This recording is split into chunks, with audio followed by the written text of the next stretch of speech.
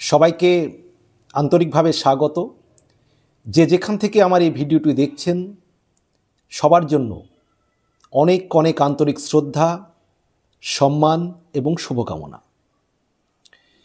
আরজি করের প্রাক্তন অধ্যক্ষ সন্দীপ ঘোষ জামিন পেয়েছেন। আর তার এই জামিন পাওয়ার খবর শুনেই রীতিমতো হতাশ জুনিয়র ডাক্তাররা। একবারে ভেঙে পড়েছেন। সন্দীপ ঘোষের জামিনের খবর পাওয়ার সঙ্গে সঙ্গেই জুনিয়র ডাক্তারদের মধ্যে ক্ষোভের সঞ্চার হয়েছে। তারা রীতিমতো হতাশ হয়ে গিয়েছেন এবং এসএফআই, সিপিএমের যে ছাত্র সংগঠন এসএফআই, তারাও কিন্তু এই সন্দীপ ঘোষের জামিন পাওয়ার ঘটনায় রীতিমতো প্রশ্ন তুলেছেন। তারা যে কিভাবে এই জামিন পেয়ে গেলেন সন্দীপ ঘোষ।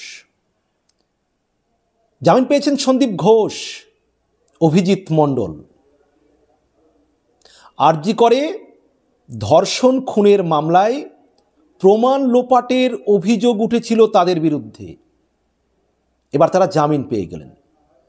অর্থাৎ মূল যে মামলা আরজি করের মহিলা চিকিৎসক খুন এবং ধর্ষণ, সেই মামলায় প্রমাণ লোপাটের অভিযোগ উঠেছিল আরজি করের প্রাক্তন অধ্যক্ষ সন্দীপ ঘোষের বিরুদ্ধে, অভিজিৎ মণ্ডলের বিরুদ্ধে। কিন্তু তারা জামিন পেয়ে গেলেন। যাদের বিরুদ্ধে প্রমাণ লোপাটের অভিযোগ উঠেছিল তারাই জামিন পেয়ে গেলেন। এবং এই জামিন কিন্তু আটকাতে পারেনি সিবিআই। গ্রেপ্তারের 90 দিনের মাথাতেও সাপ্লিমেন্টারি চার্জশিট দিতে পারল না সিবিআই, যার ফলে তারা জামিন পেয়ে গেলেন। এখন প্রশ্ন উঠবে যে সিবিআই কেন গ্রেপ্তারের 90 দিনের মাথাতেও সাপ্লিমেন্টারি চার্জশিট দিতে পারল না?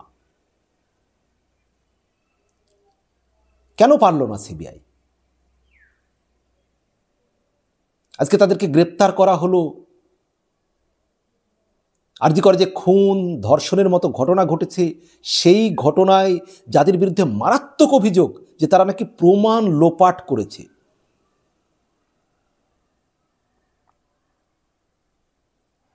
তাহলে এর পরেও যদি তারা জামিন পেয়ে যায়, তাহলে সারা রাজ্যব্যাপী যে আন্দোলনের তোলপাড় হয়েছিল, দেশব্যাপী যে আন্দোলনের তোলপাড় হয়েছিল আরজি কর ঘটনা নিয়ে, তার ফলে কি দাঁড়ালো, কি হলো? সিবিআই যদি 90 দিনের মাথাতেও সাপ্লিমেন্টারি চার্জশিট না দিতে পারে, আজকে সন্দীপ ঘোষের মতো যাকে ব্যক্তি, যাকে আরজি করের ঘটনার প্রমাণ লোপাটের মূল পাণ্ডা বলে যাকে চিহ্নিত করা হয়েছে, তিনি যদি জামিন পেয়ে যান, তাহলে সিবিআইয়ের ভূমিকা নিয়ে তো প্রশ্ন উঠবেই। এবং এই স্বাভাবিকভাবেই এই জামিন পাওয়ার ঘটনার কথা ছড়িয়ে পড়তেই জুনিয়র ডাক্তাররা রীতিমতো হতাশ, তারা একেবারে ক্ষুব্ধ রীতিমতো। এসএফআই এই ঘটনা নিয়ে নানা রকম প্রশ্ন তুলেছেন তারা। সিপিএমের ছাত্র সংগঠন এসএফআই, হতাশ নাগরিক সমাজ, যে আরজি করে ঘটনা নিয়ে পশ্চিমবঙ্গ তথা ভারতবর্ষ তথা বিশ্বের বিভিন্ন শহরে মানুষ রাস্তায় নেমেছিল প্রতিবাদে। এর ফলে ডাক্তার, জুনিয়র ডাক্তার বলুন, সিনিয়র ডাক্তার বলুন, নাগরিক সমাজে সর্বত্র একটা হতাশার সঞ্চার হয়েছে। যদিও সন্দীপ ঘোষ তিনি জামিন পেয়ে গেলেও এখনই জেল থেকে বের হতে পারবেন না। সূত্র মারফত যেটা জানা যাচ্ছে যে 2000 টাকা বন্ডের বিনিময়ে জামিন পেয়েছেন সন্দীপ ঘোষ এবং অভিজিৎ মণ্ডল। কিন্তু জামিন পেলেও এখনই জেল থেকে বের হতে পারবেন না সন্দীপ ঘোষ। কারণ কি? কারণ এই সন্দীপ ঘোষের বিরুদ্ধে আবার আর্থিক দুর্নীতির মামলাও রয়েছে এবং আর্থিক দুর্নীতির মামলাতেও তাকে গ্রেপ্তার করেছে সিবিআই। সেই আর্থিক দুর্নীতির মামলায় যেহেতু এখনও আরজি করের প্রাক্তন অধ্যক্ষ সন্দীপ ঘোষ জামিন পাননি, সেক্ষেত্রে একটি মামলাতে জামিন পেলেও অপর মামলায় জামিন না পাওয়া পর্যন্ত তাকে জেলেই থাকতে হবে। কিন্তু যদি ধরি অভিজিৎ মণ্ডলের কথা, অভিজিৎ মণ্ডলের বিরুদ্ধে আর কোনো মামলা নেই, সেক্ষেত্রে তিনি জেল থেকে বের হয়ে যাবেন। কিন্তু সন্দীপ ঘোষকে আর্থিক দুর্নীতি মামলায় জামিন না পাওয়া পর্যন্ত তাকে অপেক্ষা করতে হবে। কিন্তু আর কতদিন?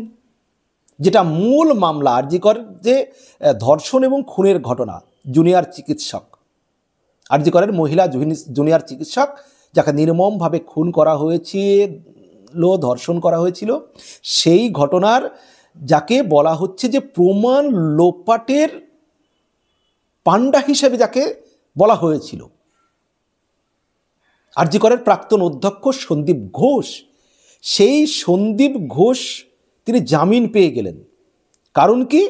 90 দিনেও চার্জশিট দিতে পারল না সিবিআই। এই 90 দিনে চার্জশিট দিতে না পারার কারণে সন্দীপ ঘোষের বিরুদ্ধে 90 দিনে চার্জশিট না জমা দেওয়ায় সিবিআই আদালত সন্দীপ ঘোষকে জামিন দিয়ে দিল।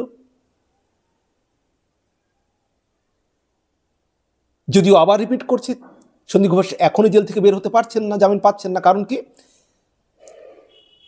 আর্থিক যে দুর্নীতি মামলা, সেই আর্থিক দুর্নীতি মামলাতেও কিন্তু সন্দীপ ঘোষ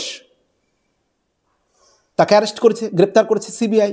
এখনো সেই মামলায় তার জামিন হয়নি, যার ফলে তাকে কিছুদিন জেলে থাকতে হবে। কিন্তু মূল যে মামলাটি, আবারও বলছি, মূল মামলায় যেহেতু তিনি জামিন পেয়ে গেলেন, আরজিকরের যে ধর্ষণ খুনের মামলায়, যার বিরুদ্ধে মানে খুনের মামলায় প্রমাণ লোপাটের অভিযোগ উঠেছিল যার বিরুদ্ধে, সেই ক্ষেত্রে তো তিনি জামিন পেয়ে গেলেন।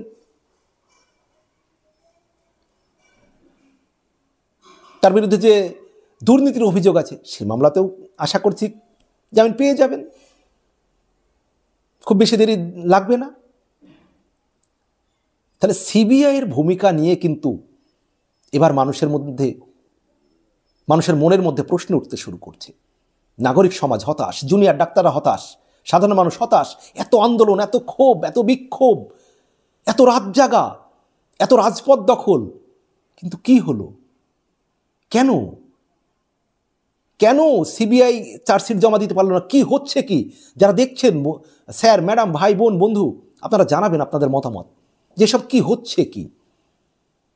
আরজিকরের যে মহিলা চিকিৎসকের উপরে যে এই যে পাশবিক নারকীয় অন্যায় ঘটেছে, তার পরিবার কি সত্যি সুবিচার পাবে? আরজিকরের যে মহিলা চিকিৎসকের সঙ্গে যে ঘটনা ঘটেছে, তার পরিবার, তার বাবা মা কি সুবিচার পাবে? আরজিকরের মহিলা চিকিৎসক যাকে এইভাবে নৃশংসভাবে প্রাণ দিতে হয়েছে, তার আত্মা কি শান্তি পাবে? সুবিচার কি পাবে সেই জুনিয়র ডাক্তার? হয়তো তার আত্মা এখনো কাঁদছে সুবিচারের আশায়। সত্যি কি সুবিচার পাবে? যদিও এসএফআই কিন্তু তারা কিন্তু একেবারে প্রতিক্রিয়া দিয়েছে, কড়া প্রতিক্রিয়া। সিপিএম নেতা শতরূপ ঘোষ জানিয়েছেন যে আমরা তো বারবার বলেছি তৃণমূল আর বিজেপি সেটিং। এই ঘটনায় শতরূপ ঘোষ সিপিএম নেতা তিনি বলেছেন যে আমরা বারবার বলেছি যে তৃণমূল বিজেপির সেটিং রয়েছে, যার ফলে এগুলো এরকম হচ্ছে। আপনারা কি মনে করেন যে সত্যিই কি এটা সেটিং? সত্যি কি জুনিয়র চিকিৎসকের বাবা মা সুবিচার পাবেন? জুনিয়র মহিলা চিকিৎসক যাকে এইভাবে প্রাণ দিতে হয়েছে, তার আত্মা কি শান্তি পাবে, নাকি সুবিচারের আশায় তার আত্মা ছটফট করে বেড়াবে? জানাবেন আপনাদের মতামত, বিনীত অনুরোধ রইল। ভালো থাকবেন, সুস্থ থাকবেন, সবার জন্য শুভকামনা।